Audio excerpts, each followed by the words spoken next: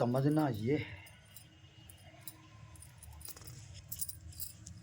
कि इन आसुरी प्रवृत्ति के गुणों का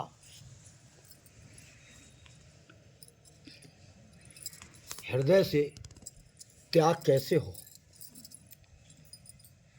और देवीय संपदा के गुण हृदय में कैसे प्रकट हों, समझने की सबसे बड़ी महत्वपूर्ण बात यह है। क्यों चराचर जगत जो भी मोह आसक्त है, अविवेक में है, वही आसुरी प्रवृत्ति का रूप है। और जो अविवेक से और मोह से इनसे ऊपर उठा हुआ है, वही देवीय संपदा के गुणों से सहित है, युक्त है। अज्ञान ही आसुरी प्रवृत्ति है और ज्ञान ही देवीय प्रवृत्ति है। क्योंकि अज्ञान के रहते हुए आसुरी प्रवृत्ति के गुण प्राणी के हृदय में प्रकट होते हैं और दिनों दिन प्रलय की तरह बढ़ते चले जाते हैं। क्योंकि प्राणी जिस समय आसुरी प्रवृत्ति बढ़ती है, उस समय इतनी राक्षस वृत्ति हो जाती है कि पशु से भी गया बीता हो जाता है और इतना कष्टमय जीवन होता है, अहंकार के चलते हुए उसको कुछ होश नहीं रहता। एक देवीय संपदा के गुणों से युक्त व्यक्ति, वो महापुरुष जब उस स्थिति को देखते हैं, जो प्राणी आसुरी प्रवृत्ति के गुणों से युक्त है, बस वो भगवान से यही कहते हैं कि सर्वे भवन्तु सुखिनः सर्वे सन्तु निरामया सर्वे भद्राणि पश्यन्तु माँ का सिद्ध भाग। क्योंकि आसुरी प्रवृत्ति से कुछ हो नहीं पाता है, परम लक्ष्य को भूला हुआ रहता है, गंतत्व को भूला हुआ रहता है, मानवता को भूला हुआ रहता है, मर्यादा को भूला हुआ रहता है और मनुष्य तत्व को भूला हुआ रहता है। उसके अंदर किसी भी प्रकार का कोई भी कर्तव्य और अकर्तव्य और नित्य और अनित्य का बोध नहीं होता, वही आसुरी प्रवृत्ति में आसक्त प्राणी है। इससे जब छुटकारा पाता है तो इसके लिए मल्लाह बनकर के गुरुदेव आते हैं, जो भव रोग की नैया में बैठा करके इस प्राणी को पार कर देते हैं, तो वो देवीय संपदा के गुणों से युक्त हो जाता है। क्योंकि स्वामी रामकृष्ण परमहंस जी ने भी कहा है कि प्राणी 2400 घंटे जब मोह आसक्त होता है तो संसार के स्वप्न देखता है। ना जाने इस प्रकृति के अंदर से क्या क्या लेना चाहता है, क्या क्या ठगना चाहता है, लेकिन उसको अविवेकी को ये नहीं पता कि हर क्षण तेरी ठगाई हो रही है और तेरी आत्मिक हानि हो रही है, जो कि दोबारा मौका आने वाला इतनी जल्दी से मानव जन्म का नहीं है। क्योंकि प्रकृति में प्राणी अनेकों प्रकार के स्वप्न देखता है। उसी को हमारे परम पूज्य गोस्वामी तुलसीदास जी महाराज ने कहा है कि मोह निशाचर शोभन हारा देखें स्वप्न अनेक प्रकार। जब अनेक प्रकार के स्वप्न हैं, जब उस ब्रह्म तत्व को, उस आत्म तत्व को, उस प्रभु तत्व को, उस परम तत्व को भूल गया, उसको भूलने के बाद भगवान की बनाई हुई प्रकृति के अंदर तीनों गुण,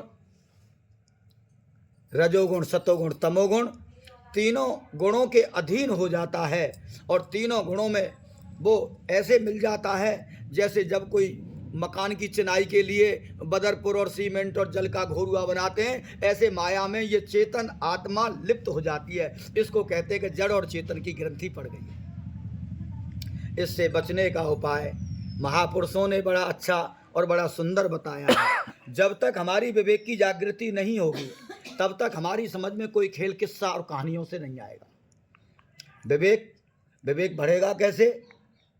दृष्टांत नहीं बोलूँगा। बैरागवती को जिस प्रकार से गुरु के लिए उत्कंठा जागी, मीराबाई को जिस प्रकार से गुरु जी के लिए उत्कंठा जागी, सवरी महारानी के हृदय में जिस प्रकार से गुरु के लिए, मतंग ऋषि के लिए उत्कंठा जागी, और अनेक प्रकार के ध्रुव जी, प्रहलाद जी, इनको आकर के सदगुरुदेव भगवान ने ही आकर के मार्गदर्शन दिखाया।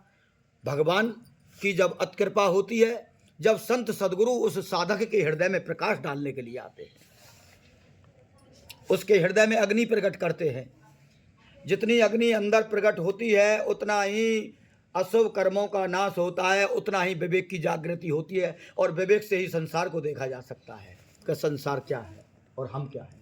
ऐसा हमको समझना चाहिए। अब गुरु भी आ गए, गुरु जी ने भी विवेक जगा दिया। अब हमको ये सोचना है कि अब हमको करना क्या है और हमको क्या नहीं करना है। तो महापुरुषों ने, गुरुजनों ने भगवान के नाम का प्रचार किया है, क्योंकि भगवान का जो नाम है वह उसमें और भगवान में कोई फर्क नहीं है। इसीलिए भैया ध्यान से सुन लेना, ये शब्द बड़ा महत्वपूर्ण है, जैसा भी हमारे गुरु जी की समझ में आया है कृपा से। क्योंकि नाम साध्य है, साधन नहीं है। नाम साध्य है, साधन नहीं है। नाम साध्य है, साध्य है। जो नाम जिसकी जीभ पर रम गया, जिसका रस आने लगा, वो उसको सब कुछ प्राप्त हो गया। क्योंकि नाम में और नामी में किसी भी प्रकार का कोई भेद नहीं है। और हम कोई अनेक प्रकार की सेवा का कार्य कर रहे हैं या और कुछ कर रहे हैं, या दान पुण्य भंडारा आदि अनेक प्रकार के क्रियात्मक कर्म जो मंगल आचरण के साथ हम कर भी रहे हैं, वो साधन हैं। लेकिन प्रभु का जो नाम है ये साध्य है, ये प्राप्ति हो गई। जिसकी जिह्वा पर राम का नाम रट गया वो जीवन उसका कल्याणमय हो गया। क्योंकि नाम, प्रभु का नाम, ये प्रकृति के तीनों गुणों से परे है, गुणातीत है। गुणातीत है तो ये साध्य है। केवल एक बार गुरु के चरणों में रोकर के प्रार्थना करिए। ब्रह्म मुहूर्त में बार बार रोकर के प्रार्थना करने का फिर मन करेगा। और जब तक अश्रु नहीं है, अश्रु की आग हृदय में नहीं प्रकट हुई, तब तक ये समझ लेना अभी भक्ति शुरू हुई नहीं है। कट सत्य मान लेना और परीक्षण कर लेना अपने हृदय का कि हम भक्त हैं या नहीं हैं। अगर हमारे हृदय में अपने आत्म कल्याण के लिए, अपने जीवन के परम लक्ष्य को प्राप्त करने के लिए अगर अश्रुपात होता है, आंसुओं की धारा बहती है, तो समझ लेना कि ये एक एक आंसू भगवान को खटकते हैं। वो प्राणी भक्त हो गया, साधक हो गया। लेकिन ऐसी स्थिति जब होती है जब गुरु और आराध्य दोनों की कृपा हो जाती है। गुरु और आराध्य के अंदर भेद ही खत्म हो जाता है। हे गुरु, तू ही आराध्य है और तू ही गुरु है। आराध्य बन करके, गुरु बन करके सारा खेल एक ही है, चराचर जगत। क्योंकि तुम में गुरु में भेद न देवा, गुरु सेवा सो तुम्हारी सेवा, ऐसा भाव रखिए। लेकिन आंसू, एक एक आंसू की कीमत है। आंसू आने चालू नहीं हुए, मोह में आ जाएंगे, पुत्र मर जाएगा जब आ जाएंगे, चोरी हो जाएगी लंबी चौड़ी जब आ जाएंगे, अनेक प्रकार की हानि हो जाएगी जब आ जाएंगे, अपमान बहुत बड़ा हो जाएगा तो अंदर दुबक कर के रो लेंगे। उसमें आंसू आने मोह के आंसू हैं। लेकिन पवित्र आंसू वो हैं कि रोज अच्छा धन चल रहा है, धंधा अच्छा चल रहा है, पुत्र उसमें खेल रहे हैं, नाती खेल रहे हैं, और फिर भी अगर आंसू आ रहे हैं, समझ लेना बेकार क्षय हो रहे हैं। बेकार